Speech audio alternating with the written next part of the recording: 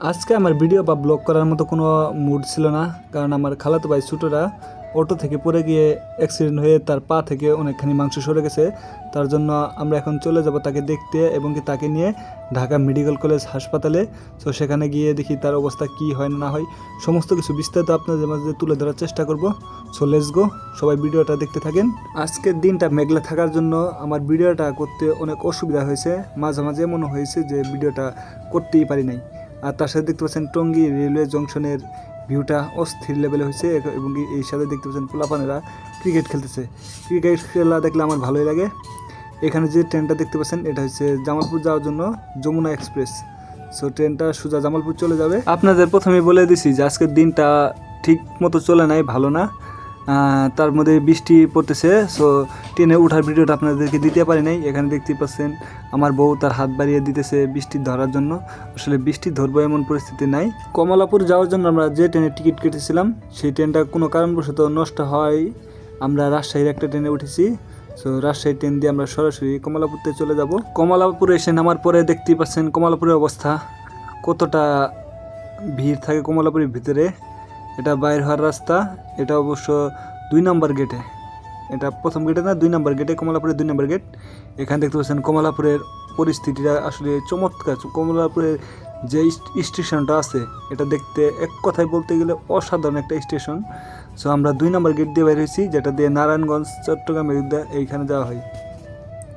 এখন আমরা বুঝতে পারছি জাতীয় বার্ন প্লাস্টিক সার্জারি ইনস্টিটিউট, এটা ঢাকায় উপস্থিত। এখানে দেখতে পাচ্ছেন সকল শিডিউল দেওয়া আছে, কত তলায় কী কী করা হয় সকল কিছু দেওয়া আছে। আপনারা চাইলে স্ক্রিনশট দিয়ে নিতে পারেন, যদি প্রয়োজন লাগে সো নিতে পারেন। আর তার সাথে দেখতে পাচ্ছেন বার্ন ইনস্টিটিউটের পরিবেশটা খুবই সুন্দর, এমনকি লিফট সব কিছুই আছে। আর লিফট দেখে তো আমার বউ পাগল হয়ে গেছে, আগে লিফটে উঠবো। তো তাকে একটু ভিডিও করে দিলাম, লিফটের ভিতর থেকে নামলো, বললো আমার একটু ভিডিও করে দাও। সো ভিডিও করে দিলাম। তার সাথে সামনে দেখতেই পাচ্ছেন এটা হলে ওমর একুশে হল, এটা হলো ঢাকা বিশ্ববিদ্যালয় ওমর একুশে হল। এখানে ঢাকা বিশ্ববিদ্যালয়ের ছাত্রছাত্রীরা থাকে এবং কি পড়াশোনা করে। ওমর একুশে হল এটা হচ্ছে ঢাকা বিশ্ববিদ্যালয় ওমর একুশে হল। সো সারাদিন ঘোরাঘুরি পরে চলে আসবো, সেই টাইমে দেখতেই পাচ্ছেন মেট্রো রেলে আসবো, আমার বইয়ের ইচ্ছা মেট্রো রেলে আসবো। সো তাকে নিয়ে মেট্রো রেলে চলে গেলাম। এখানে দেখতেই পাচ্ছেন আমি কীভাবে প্রসেসিংয়ে মেট্রো রেলে টাকা পে করতেছি, সব কিছু দেখতেই পাচ্ছেন। 100 টাকার নোট দেওয়ার সাথে সাথেই সুন্দরভাবে আমাকে একটা কার্ড দিয়ে দিল আর 20টা টাকা আমাকে ফেরত দিয়ে দিতেছে। কি চমৎকার একটা দৃশ্য, আসলে ভালোই লাগে মেট্রো রেলে ভ্রমণ করতে। কিন্তু আজকের ভ্রমণটা যে এতটা কষ্ট হবে তা আমি ভাবতেও পারিনি। এখানে দেখতে পাচ্ছেন মেট্রো রেল থেকে আমার টিকিটটা পাঞ্চ করে আমি ভিতরে চলে যাচ্ছি, সাথে সকল কিছু বিস্তারিত দেখতে থাকেন। আর এই যে দেখতে পাচ্ছেন আমি মেট্রো রেলের ভিতরে আমার টিকিটটা নিয়ে আমি চলে আসছি মেট্রো রেলের ভিতরে। সো আমি এখানে আছি শাহবাগ মেট্রো স্টেশনে। সবাই দেখতে পাচ্ছেন শাহবাগ মেট্রো স্টেশন। এটা এখানের পরিবেশটা আসলে বলতে গেলে অনেকটাই সুন্দর, দেখতে থাকেন। দেখেন এখানে লিফট আছে, সো লিফট দিয়ে এখন চলে যাব আমরা উপরে। সেখানে আমাদের জন্য মেট্রো অপেক্ষা করতেছে, আমরা সেখান থেকে সোজা চলে আসবো উত্তরে। আমরা শাহবাগ থেকে উত্তরে। সো শাহবাগ থেকে উত্তরে ভাড়া নিয়েছে আমার কাছে 80 টাকা, একজনের 80 টাকা।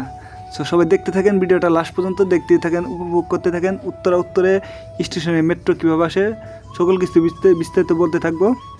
এখানে দেখতে পাচ্ছেন মেট্রো স্টেশনের ভিতরে অনেকগুলা মানুষ, এবং তার সাথে দেখতে পাচ্ছেন কোর্স নাম্বার, কত মিনিট পরেই আসবে, সকল কিছু বিস্তারিত দেওয়া আছে। চাইলে আপনার আশপাশে ঘুরে দেখতে পারেন। আসলে মেট্রো স্টেশনগুলো এতটা উন্নত করেছে, এরকম উন্নত যদি আমাদের রেল স্টেশনগুলো করা হতো তাহলে অনেকটাই উন্নত হয়ে যেত দেশটা আরও। এখানে মেট্রোর পরিস্থিতি দেখেন, প্রথম মেট্রোটা আমি ছেড়ে দিছি ভিড়ের জন্য, আর লাস্টে যে মেট্রোটা আসবে এটাতে আমার উঠতে হবে, কারণ আমার এরপরেটাই এখন রাত 10টা বাজে, এটাই লাস্ট। এরপর আর কোনো মেট্রো আসবে না, একটা মেট্রো আসবে, এটাই হলো লাস্ট মেট্রো। আমাকে যে করে হয় কি সেই মেট্রোতে উঠতেই হবে। এখানে পরিবেশটা দেখতে পাচ্ছেন, অনেকটি লোক আছে। আর মেট্রোর যে অবস্থা দেখতে পাচ্ছেন, এখানে ভিতরে মেট্রোর অবস্থা দেখতে পাচ্ছেন, অনেকটাই জ্যাম কমে গেছে। অবশেষে মেট্রো ট্রেনে উঠে গেলাম।